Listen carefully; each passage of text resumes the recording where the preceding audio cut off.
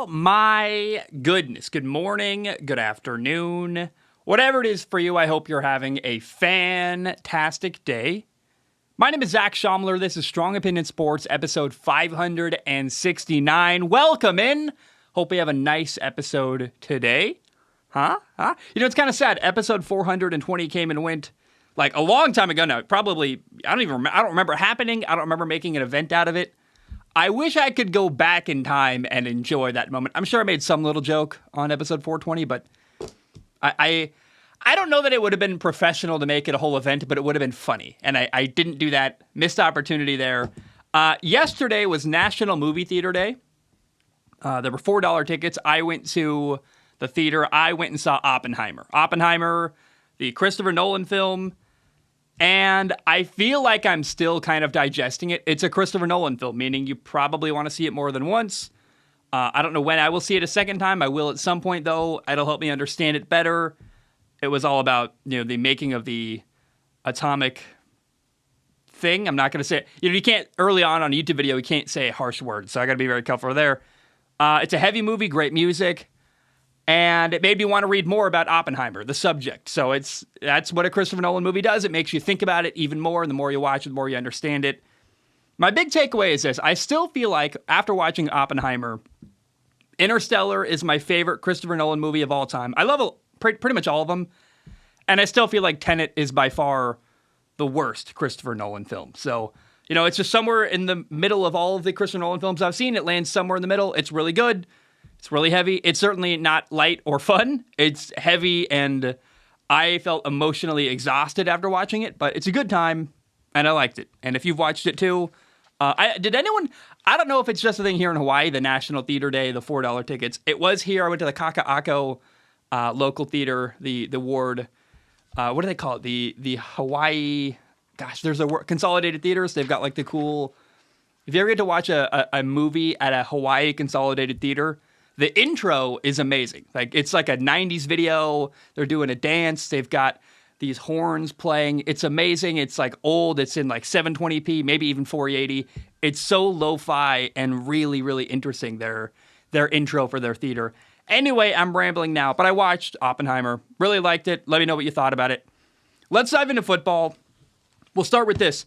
I watched this weekend, Steelers quarterback Kenny Pickett played in 2 drives during preseason week 3.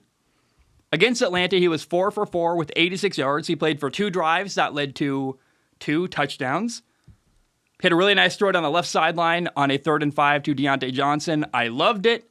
For me, it felt like evidence that his relationship, Deontay Johnson and Kenny Pickett, they're going to have better chemistry this year than they had last year, which is like a key, crucial thing, I think, for them to be really successful and for Kenny Pickett to have a great year. He was on the same page with George Pickens last year. Deontay Johnson's the guy. He missed a couple times in critical moments that cost them. And so far, it looks like Kenny Pickett and Deontay Johnson are on the same page as well. Now, during the preseason, Kenny Pickett had 5 drives, and all 5 led to a Pittsburgh touchdown. 5 drives, 5 touchdowns. During the preseason, Kenny Pickett had 2 incomplete passes. He looked phenomenal. Kenny Pickett, in my opinion, is poised to have a really great year, take a huge step forward in year 2, and look fantastic. Kenny Pickett is the most encouraging thing I saw probably all of the NFL preseason, where I was like, I believe in this player. The film says he's going to do better. And when you watch the preseason games, he looks phenomenal. It's really cool to see. Now, Kenny Pickett is out there on one side. I don't want to come down harsh on the player I'm about to talk about next, right? Just because I saw some stuff that made me pause during the preseason about this player I'm about to talk about. Just because I saw stuff that made me go, I don't feel great, doesn't mean he can't have a great year, right? I'm about to share with you a concerning thing I saw during the preseason. One of the few things I saw during the preseason with a starting quarterback where I went, I don't love that. We'll see. This past weekend, I watched Bears quarterback Justin Fields play against Buffalo in the 3rd preseason game for the Bears. He was 2 for 6 passing, had 51 yards through the air, 3 drives, 3 and out, And then near the end of the third drive, he got taken out. It was very bizarre. The first quarter ended on a 3rd and 10. They let him play one play in the second quarter. He 3rd and 10 threw a screen pass, went for a first down, and they're like, hey, now that it's 1st and goal, Justin, drive is over. We're going to take you out of the game. They ended up settling for a field goal. Very weird to see a starting quarterback. I understand the first quarter finished, but let him finish the drive. It was so weird. Unless you're really, really opposed to showing what you're going to do in the red zone with Justin Fields. I don't know what's going on there. It was bizarre. You rarely see that where a player just gets taken out mid-drive. But here's what I saw that concerned me for Justin Fields during the preseason this fall. Going into year 3, we are hoping that Justin Fields takes a big step forward as a passer. More accurate downfield, better ball location. And I will say the preseason for him was not super encouraging if you're looking for better ball placement. What we saw was a lot of screen passes.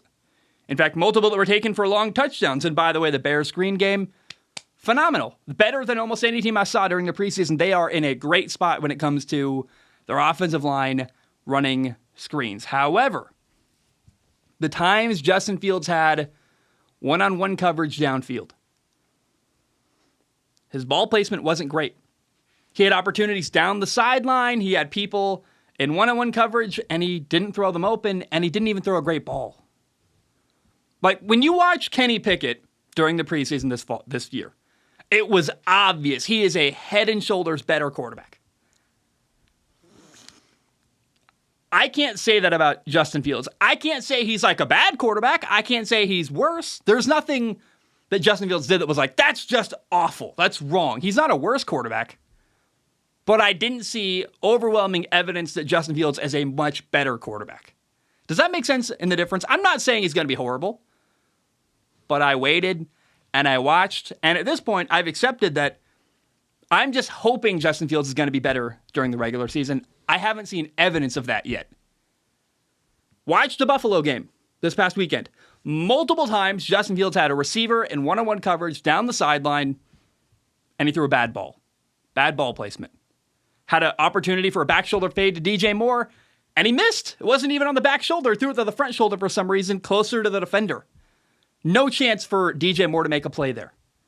He had to throw it to Darnell Mooney down the sideline. Bad ball. And you're like, look, the number one thing we're hoping to see from Justin Fields this year, we didn't see during the preseason. Now, you can't read too much. It's the preseason, right? We're going to wait and see. I don't want to come down to the hammer and say Justin Fields isn't a better quarterback. That's not what I'm saying here. But what I am saying is I didn't see evidence yet to prove that Justin Fields is going to be a better quarterback this year throwing the ball downfield. I don't love that. And again, I am not comfortable saying that he's way better. I'm hoping he's way better, but hope versus confirmation and evidence are a different thing. And so it's worth noting about Justin Fields. If he doesn't have a better year throwing the football, the signs were there during the preseason. All right. This past weekend, we also saw Aaron Rodgers play for the first time in a Jets uniform. It was glorious. It was cool. You love to see it. And, preseason week 3, Jets, Giants, Aaron plays for the first time. Aaron was okay. It was fine. He had a really bad miss. CJ Uzomah was open down the middle of the field. Airmailed the throw. Very rare to see Aaron Rodgers miss an open receiver where you're like, oh, that's a rare miss. On the day, Aaron was 5 for 8 for 47 yards and had a touchdown pass. There's a play that really, really stuck in my mind. It was a 2nd and 12. The Giants brought pressure. They blitzed 7 guys, brought them after Aaron Rodgers. And on the right side of the field, the slant was open. That's, to me, I've always been taught, the way you beat a blitz is you get the ball out really quick and you find your best matchup and throw the ball there. Aaron threw kind of a weird pass that wasn't really near anybody. The slant was open on the right side. He's looking left, threw the ball near, and nobody's there. You're like, well, I don't know what's happening here. It's the preseason. You never know what's happening. Maybe Aaron doesn't trust the slant that was open. He doesn't trust that receiver. I'm not sure. But it's very rare to me. I see a quarterback who is a future Hall of Famer like Aaron Rodgers make a play that I'm like, that's weird. That doesn't make sense. It was surprising. He had his best matchup was on the right, and he didn't take it. And I am used to watching Aaron Rodgers get blitzed and make you pay. He didn't do that. Now, it's a preseason. Don't want to read too much into it. But it was a bit awkward. I was like, that's a weird play. Aaron played for 2 drives. Drive number 1 was a punt. And the first drive was kind of ruined by a blindside block. That led to that 2nd and 12 I talked about. 2nd and 12, he's under pressure. Doesn't really throw in the area of anybody. On 3rd and 12, Aaron was under a ton of pressure again. This time had to run for his life. Had to throw the ball away. And the Giants just traded a 7th-round pick for Isaiah Simmons, a former number 8 overall pick in Arizona. Isaiah Simmons, in his first opportunity to play with the Giants, already made an impact. On that 3rd and 12, he got pressure on Aaron, made Aaron have to leave the pocket. Kind of cool, kind of interesting. What if Isaiah Simmons becomes... We talk a lot about the trades that were made this offseason. I don't think anyone's really saying, hey, Isaiah Simmons could be a massive steal for the Giants with a defensive coordinator who loves to bring blitzes and bring pressure on opposing quarterbacks. Isaiah Simmons is really quick. He's a great athlete.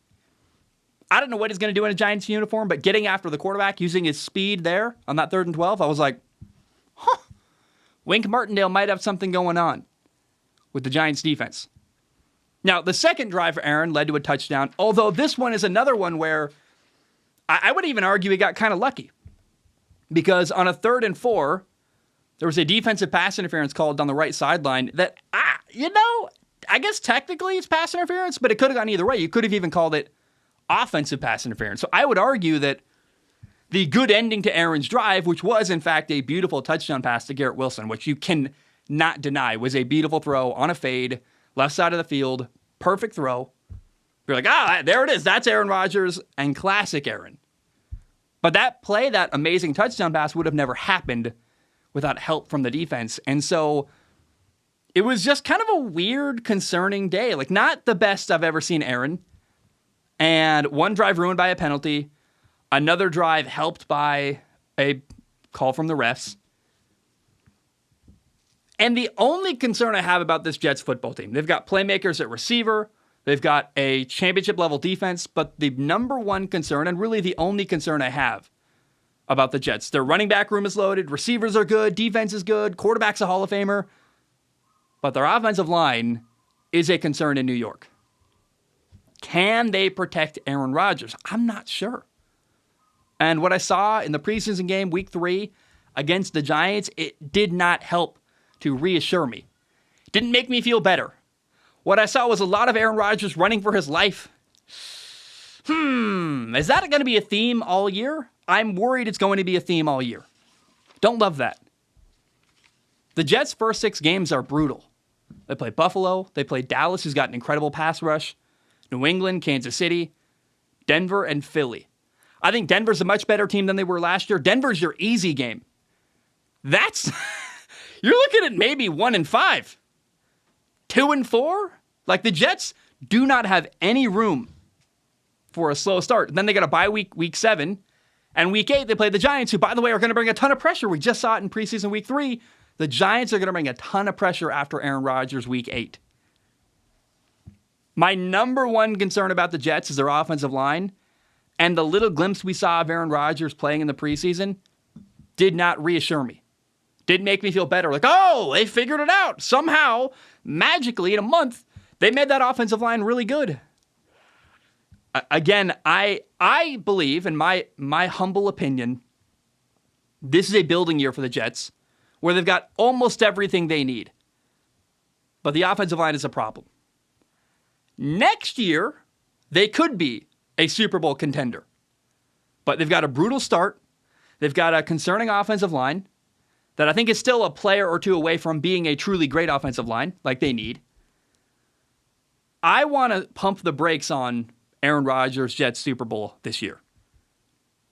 It's not the same situation Tom Brady walked into at Tampa. Tom Brady went to Tampa, who had playmakers everywhere, a great offensive line, and a weaker division. Aaron Rodgers is in, I would argue, the second toughest division in football. It's either the AFC East or the AFC North. There's loaded football teams regardless. Miami, New England, Buffalo. They're going to play each of them twice this year. A brutal schedule to start the year. Those first 6 games don't even have Miami in them. I am already feeling really nervous for Aaron, and watching him run for his life on that 3rd and 12 made me go, that's going to be a lot of his year. And he's got to be able to beat a blitz. He's got to be able to beat pressure. And the real concerning thing is if a team isn't blitzing but still can get pressure on Aaron, where they're dropping 7 into coverage, only bringing 4 after the quarterback, if you can still get after Aaron, game over. And we've never had to see Aaron play under that condition in his entire NFL career. I'm not sure he can. It's going to limit your entire offense. Aaron can make amazing, beautiful throws like 70 yards downfield. Garrett Wilson's a deep threat. I love it. But it's not going to matter if Aaron's on his back. If he doesn't have time to allow things to develop downfield anyway, who cares how great your arm is? You're going to be running quick game all day, just trying to survive. And so I hope I'm wrong. I love the story. Aaron Rodgers goes to the Jets. It's amazing. They win a Super Bowl. I love that idea. The Jets have been basically awful my entire life, other than a brief stint with Mark Sanchez and Rex Ryan. But I currently can't allow myself to believe in what's going to happen there. I am emotionally guarding my heart. I'm like, I want it to work. I'm rooting for that. But it might not be till next year they really figure it out in New York. And unfortunately, optically for Aaron, that's going to be really bad. Aaron leaves Green Bay. The guy he's compared to often is Tom Brady. Tom Brady went to Tampa, won a Super Bowl year 1. Aaron's been saying for years, I just want better. Everyone's been saying on Aaron's behalf for years, we want to see Aaron play with great receivers and have a truly good defense and have a great running game. He's got all of that in New York and still might not win because the offensive line isn't good enough. So optically, if they lose, it's going to be a disaster for him. And I'm fascinated, man. I don't know what to make of it. I'm not feeling great. Those Buffalo, Dallas, New England, Kansas City, Denver, Philly. That's a brutal start to your year. 2 of the best defensive lines in all of football. Dallas and Philly. The Bills aren't far behind. Kansas City can get after the quarterback, and they've got Patrick Mahomes. Bill Belichick's defense, which is going to be incredible this year. I don't know what to make of Denver. That feels like a win for the Jets, but man, I am concerned it's going to be an ugly year for the Jets. I hope I'm wrong. But preseason game week 3, or preseason week 3 against the Jets against the Giants, it didn't reassure me. Didn't make me feel better for Aaron. Okay, there's some news today. There's one bit of news, then there's kind of a rumor or report that we're going to wait on to see if it comes to fruition on Tuesday, tomorrow. But the news today, something we can confirm for sure, is that the Cardinals have cut their quarterback, Colt McCoy. Colt McCoy's out. The other thing, the piece of news here, it's a report or a rumor that will be confirmed by 4 p.m. Eastern time tomorrow, is that Arizona does not plan to activate their starting quarterback, Kyler Murray, off of the physically unable to perform list, the PUP list, as we normally refer to it as. So Arizona cut Colt McCoy, their current starting quarterback, who was their starting quarterback all through training camp and all through the preseason. For like a month and a half, he was presumed to be their week 1 starter. He took all the reps during practice. He did everything. And then right before the season starts, they cut him. What's happening here? Here's what it reminds me of. I love the movie Moneyball. It's probably, I would say it's the best sports movie ever. It's my favorite one ever. Best versus favorite, I don't really care. It may not be the best. It's definitely my favorite sports movie. Moneyball's amazing. It's a movie that my girlfriend who doesn't watch sports, I think, would actually enjoy. It's just an interesting psychological story about a man, Brad Pitt's character, Billy Beane, trying to win. But in that movie, Philip Seymour Hoffman's character, Art something, I can't remember the name of the manager at the time, but Brad Pitt and Philip Seymour Hoffman, Brad Pitt's a GM, Seymour Hoffman is a coach. Brad Pitt's character says, hey, I want this guy to play. And the coach refuses to start the guys he wants to play. So the only way the general manager is able to get his way is by literally getting rid of players, trading them or cutting them, saying, hey, we got rid of him. Now you got to do what I want. It kind of feels like that. I wonder if the Cardinals coaching staff says, hey, Colt McCoy is our best quarterback. He's going to give us the best opportunity to win. And the Arizona general manager doesn't want to win. He's like, we got 2 first-round picks next year, potentially both top 5 picks. We're going to be awful anyway. Why don't we sabotage our team? You can't try to lose games. The way you tank in the NFL is by building the worst team you possibly can and then trying to win with that hot garbage. And that's exactly what the Cardinals have done, in my opinion. I get a lot of hatred and anger from Cardinals fans when I point that out. But then the week before the season starts, you cut your starting quarterback? Oh, and we find out your true starting quarterback, who was your starter till he got hurt, Kyler Murray, recovering from a torn ACL, is now not able to play in the first 4 weeks. He's on the PUP list. And 21 days after he starts practicing, they have to either activate him or he can't play all year. So Kyler Murray may not play all year next year. And now we find, all year this year, and now we find out your starting quarterback week 1 is either going to be a rookie 5th-round pick, Clayton Tune, out of Houston, or Josh Dobbs, a career backup quarterback who he just traded for on Friday. A guy who just entered the building this weekend might be starting next week in week 1 for the Cardinals. Tell me again how Arizona isn't tanking. I don't believe you. I am so tired of hearing from Cardinals fans saying, I'm crazy, I'm wrong. No. They're not trying to win. It could not be more obvious. During the offseason, they had the most money available during free agency and did nothing. They got rid of DeAndre Hopkins. They just traded Isaiah Simmons away. They just traded an offensive lineman. They cut Colt McCoy. What isn't making sense to anybody? This team isn't trying to win. They are intentionally making decisions as an organization that make it harder for them to win football games, and that is tanking. And by the way, I support it. It's a brilliant move. That's exactly what you should do. You're already an awful football team. If you can get 2 top 5 picks next year, you can rebuild everything. It's a brilliant opportunity. Playing Kyler Murray doesn't help you. First of all, he's still walking with a limp, supposedly. It's reported he hasn't practiced. He can't really walk. I don't know why you would risk Kyler Murray's health long-term to play him in a season that already feels lost. And if you play him and he's amazing and you win a couple games, you're not going to get the number 1 pick, so then you're screwed. And if you play him and he's injured and not the same and can't play well, then you can't trade him away for anything. So it's a lose-lose situation to play Kyler Murray. Kyler Murray's not going to play.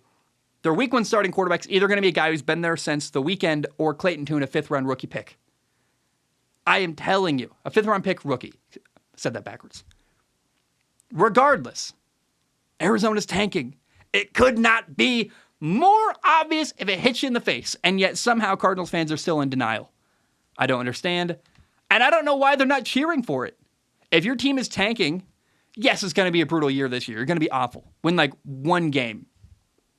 But then you're set up in a pretty good spot to rebuild your entire franchise, and that sounds really appealing to me if I was a Cardinals fan. So I just don't get it. I don't think it could be more clear the Cardinals are not trying to win. And if you disagree, no problem, but we just do not see eye to eye if you think the Cardinals aren't tanking this year. All right, let's talk about Tampa. First of all, this past weekend, I watched Baker Mayfield play quarterback for the Tampa Bay Buccaneers against Baltimore. He looked really good, man. Baker was 6 for 6, had 43 yards and a touchdown pass. Beautiful throw over the middle to Chris Godwin, up and over a linebacker, right into a perfect window. Beautiful throw. We love that. And, man, am I fascinated how Baker's going to do this year. I don't know what to make of it. If I look at Baker right now, man, he's played some good football in the past. It's been up and down, kind of a roller coaster, but the best of Baker, pretty dang good. They've got 2 really good receivers. They've got a really good defense. They're in a really weak division that feels like it's up for grabs. I don't know what's going to happen with Baker, but I'm rooting hard for this guy. I want to see him win. Now, there is some bad news worth noting in Tampa. Their starting center, Ryan Jensen, is now out for the year. And I want to actually kind of come at this with a level of compassion. I'm actually worried for Ryan Jensen and his life after football. It's really bad. I mean, he hurt his knee last year in training camp. That's not this year in training camp. That's last year in 2022, a year ago. Literally a year from today. I mean, not today, but this time last year is when Ryan Jensen hurt his knee. Now, after trying to make a comeback and trying to get ready for the season, Ryan Jensen's knee is just not where it needs to be, and he's on the injured reserve. He's been ruled out for the year. Ryan Jensen is out for the year, Tampa starting center. First of all, that's not good. They tried everything. They threw everything but the kitchen sink at this. They tried stem cells. He's been recovering, been waiting, rehabbing, everything. I worry for his wife and kids, man, because that's the kind of thing, this kind of horrific knee injury keeps you from getting down on the ground and playing with your kids and playing Legos or something. It's really not good. And if you're a person who loves football, this is the part of football I don't like, is when guys can't walk after they retire. So that's scary for me. Ryan Jensen, he's a great center, and he's not going to play all year. So I'm worried for him as a human. I also want to take note that as far as Tampa goes now, they've only got one offensive lineman left from their 2020 Super Bowl team. Ryan Jensen's gone. Everyone else is gone. Tristan Wirfs is the lone player from that Super Bowl team left on the offensive line. The once great offensive line now is a bit more suspect in Tampa. And by the way, Tristan Wirfs, who's been an excellent player, amazing right tackle. He's now moving from right tackle to left tackle, the blind side of Baker Mayfield. Going to be going up against better pass rushers who are a little bit tougher to defend, or tougher to stop, or tougher to block, whatever the right word is there. So, man, Tampa's interesting. Some good players, Baker Mayfield, a lot of potential there. A weaker division, it feels like anything could happen. But losing Ryan Jensen is a blow to your offensive line, and I just hope this man can literally sit on the ground with his kids when he's older. One of the few things that scares me in my life is lack of mobility. I often wonder, what would I rather lose? My hearing, my eyes?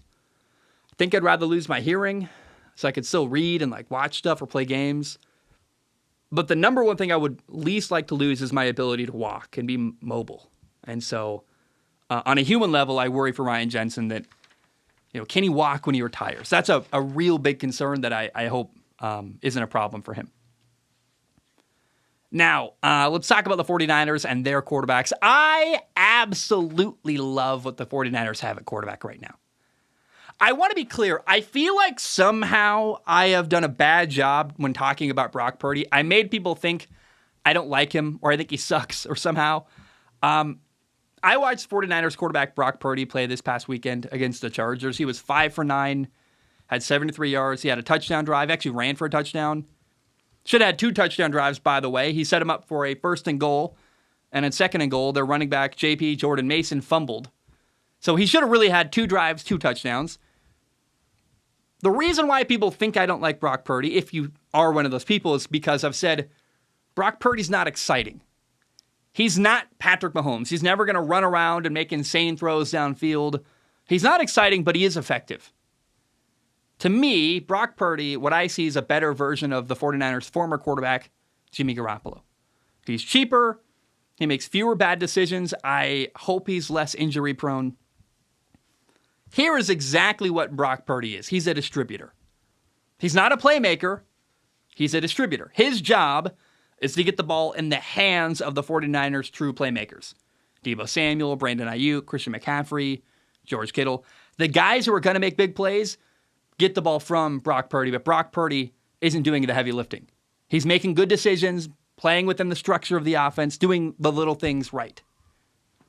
Frankly, Brock Purdy is exactly what a Kyle Shanahan quarterback needs to be. Kyle Shanahan, the head coach of the 49ers, running his system, you got to have good anticipation, got to be accurate, great timing, make good decisions, be able to handle the tough play calls and the heavy mental load that the offense requires. Brock Purdy is exactly that. Now, the one thing I cannot wait to see from Brock Purdy, the thing that feels like he might be really good at, I want to see Brock Purdy in a big moment, in a big game, in the fourth quarter. How does he handle that moment? I get the impression Brock Purdy will be totally unfazed by a big moment. He comes across just as calm, cool, collected, totally easygoing, and I would imagine when the bright lights come on in a really important game at the end in the fourth quarter, he'll deliver. I really believe in Brock Purdy. I like him. He's not an insane, crazy playmaker. I don't think you should pay him $50 million a year. That would be a terrible contract. But what he does do well, he does exceptionally well. He's a distributor. He's accurate. He's got good timing. I love Brock Purdy. He's an amazing story. And if anyone thinks I don't like him, I mean, I've been praising Sam Darnold, their backup quarterback, a ton because what I see is really good. But Brock Purdy's the man. He's a starting quarterback for a reason. And, man, I like the guy, man. He's so good.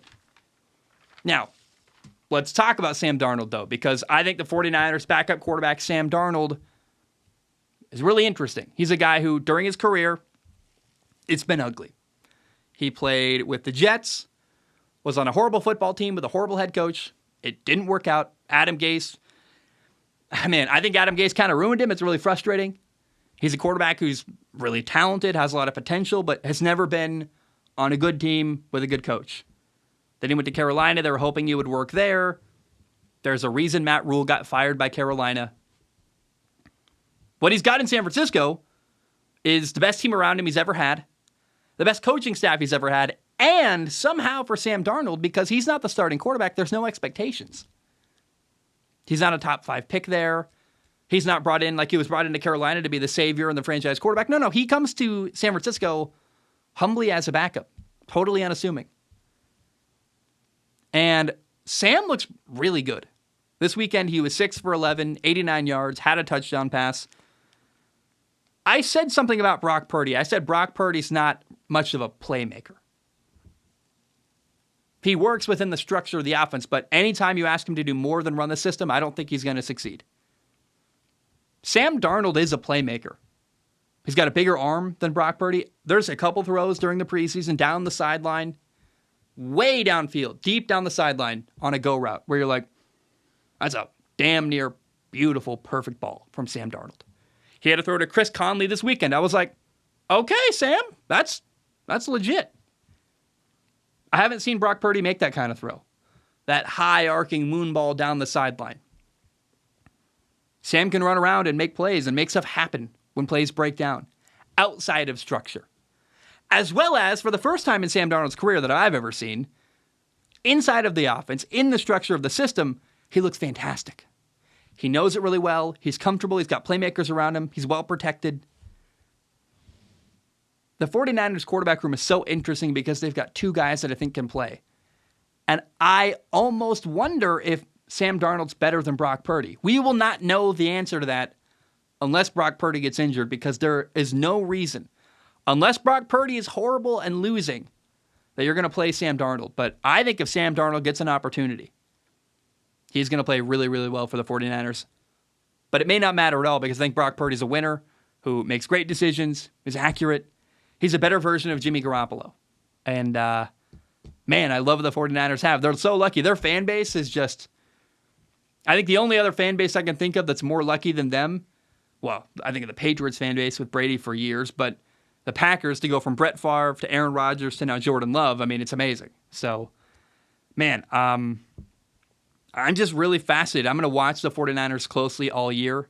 I think Brock Purdy is going to do very well, and if anything happens to him, Sam Darnold will be ready. Now, a story that I think is just cool and interesting. During the preseason, I got to know Tyson Bagent.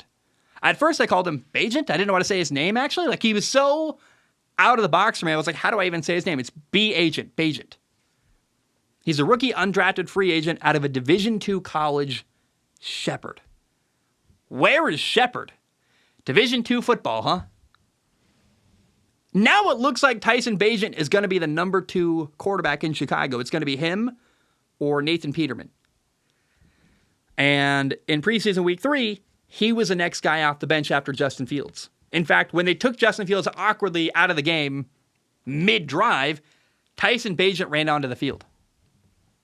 In preseason week 3 against Buffalo, Tyson was 7 for 14, had 43 yards passing. He did throw an interception. He ran for a touchdown. He should have had a touchdown pass, I believe. In fact, the play before his interception, he threw a beautiful ball to the end zone that got dropped by Steven Carlson. The interception was just kind of an awkward play where it's hard to know. I think there was a miscommunication with the receiver. Just something wasn't right there. But a couple things really stand out about Tyson Bagent's story that I love. First of all, Tyson is putting Trey Lance, the former 49ers quarterback, now Cowboys quarterback, to shame. Everyone who watched Trey Lance struggle during the preseason this year said, well, he played Division I AA football, a lower level of college football at North Dakota State. It doesn't really translate to the NFL. Tell that to Tyson Bagent, who played at Shepherd, who played teams like Ferris and College of the Mines. Tell me how Division I AA doesn't translate to the NFL when we're watching Tyson Bagent go from Division II football to immediately playing in the NFL and looking fantastic. His mechanics, his timing, his movement in the pocket, he looks head and shoulders better than Trey Lance. So number one is that Tyson Bagent is putting a guy like Trey Lance to shame. You're like, man, this guy gets it.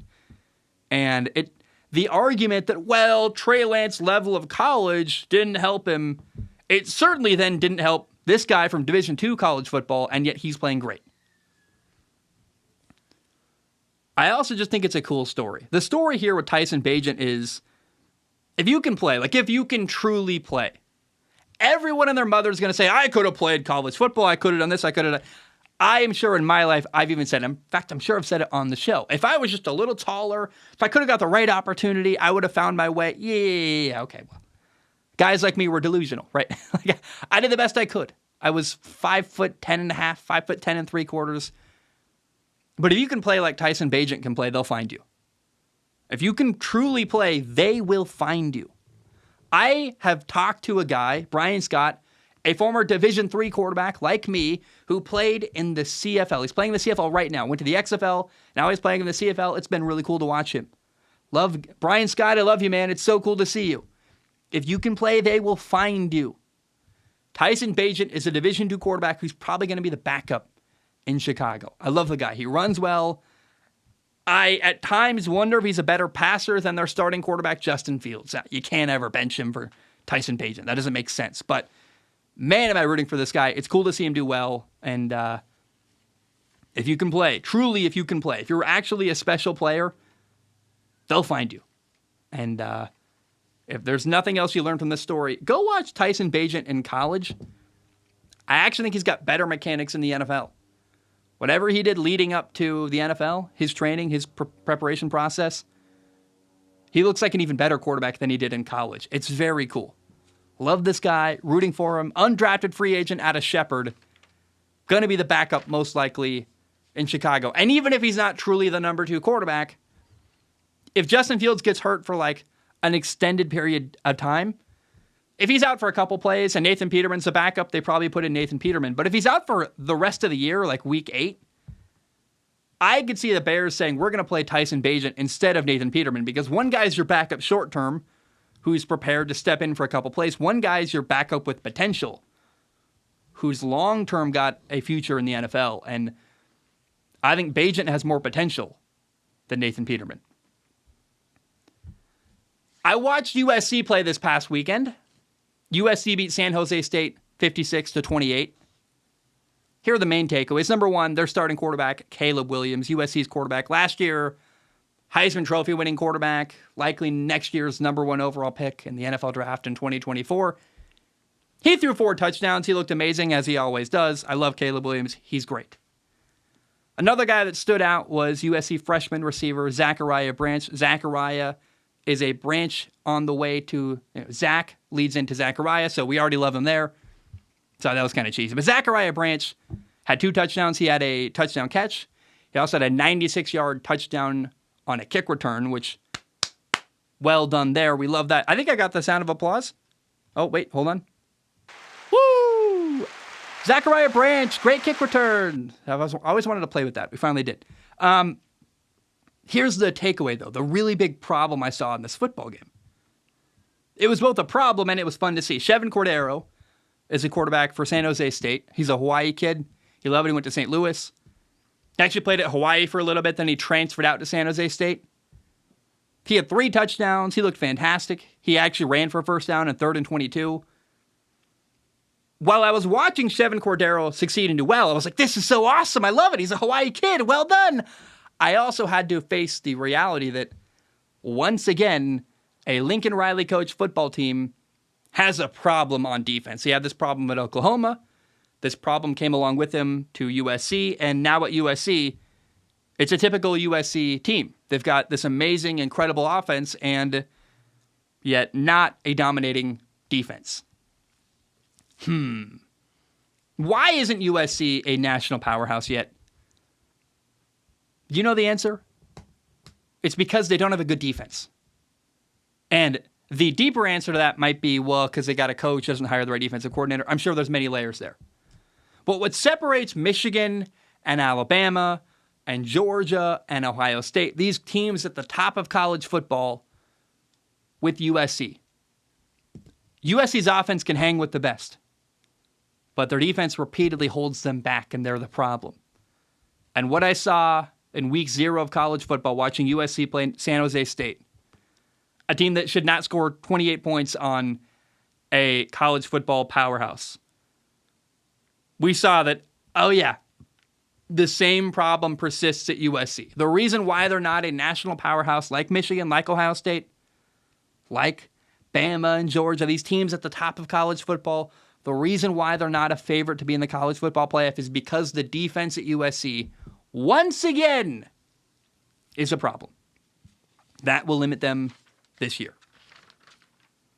Here's another little fun thing. It's not worth much conversation, but there was actually a U.S. college football game played in Dublin to Ireland. Love it. Notre Dame played Navy, which is also interesting to see an American military school play in another country. That's a whole nother level of interesting. But Notre Dame played Navy at Aviva Stadium in Dublin, a soccer stadium. It was packed. It was fun. Very cool to see a Catholic school play in Ireland, very on brand, and a school that their mascot's labeled the Fighting Irish play a game in Ireland. You love to see it. Notre Dame won 42-3. I just want to point it out. It's kind of cool. Like, oh, that's. I saw that. I watched like 20 minutes and I was like, oh, this game's already over. It's garbage. But it was cool to see the moment. The fans were really into it. The stadium was crazy.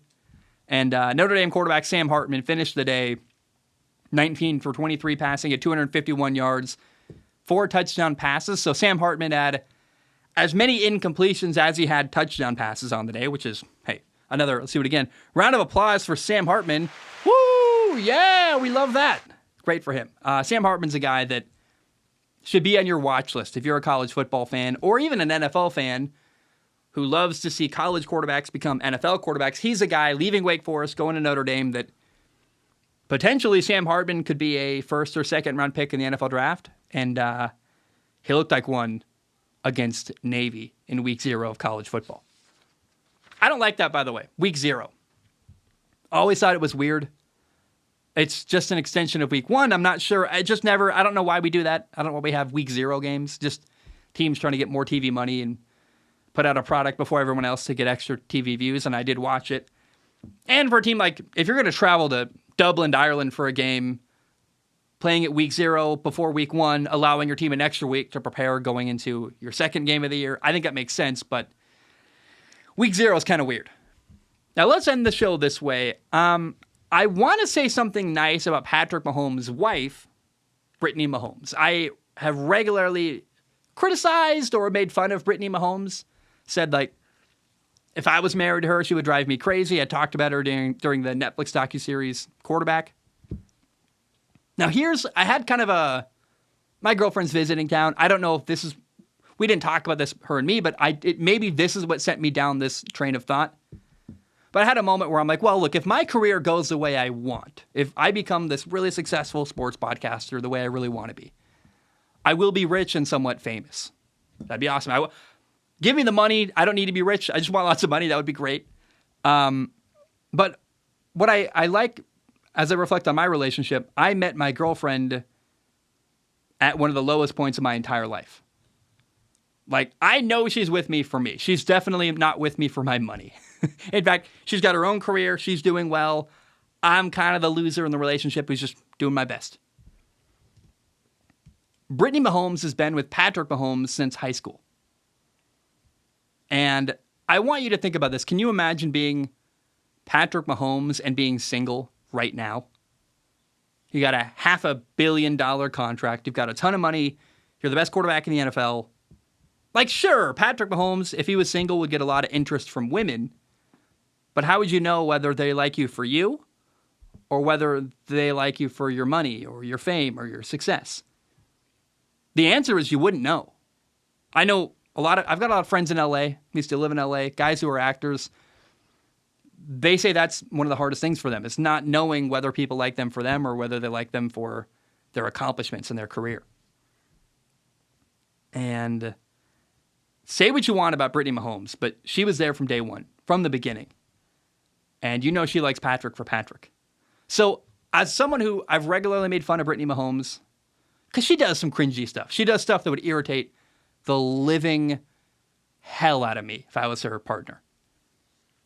But before you suggest Patrick Mahomes gets a divorce from the woman he's got children with, who he's been dating since high school, remember that being single when you're rich and famous isn't everything. It's actually really difficult. Trying to find, like, how does someone like Taylor Swift date? How do you find a guy who doesn't know Taylor Swift and isn't interested in Taylor Swift for reasons other than, hey, she's just a really cool person? Because everyone thought it. If you're listening, you're a guy listening to the show, you find out Taylor Swift is interested in you, you're like, yeah, let's talk, let's figure this out. But you don't know anything about Taylor Swift, the person. You like the money, you like the status that would come with that. It's the same if you're dating and single for Patrick Mahomes. And so that's the nicest thing I can think to say about Brittany Mahomes is she was there from day one. And, you know, she got in early and she wasn't there for anything other than she liked Patrick. It wasn't about the money and the fame because she was there before all that stuff happened. And so I think it's kind of cool. Kind of a nod and a tip of the cap to Brittany Mahomes. The nicest thing I can think to say about a person who I regularly have kind of cracked fun at times. Guys, my name is Zach Schomler. Thank you for tuning in. I love you. I appreciate you.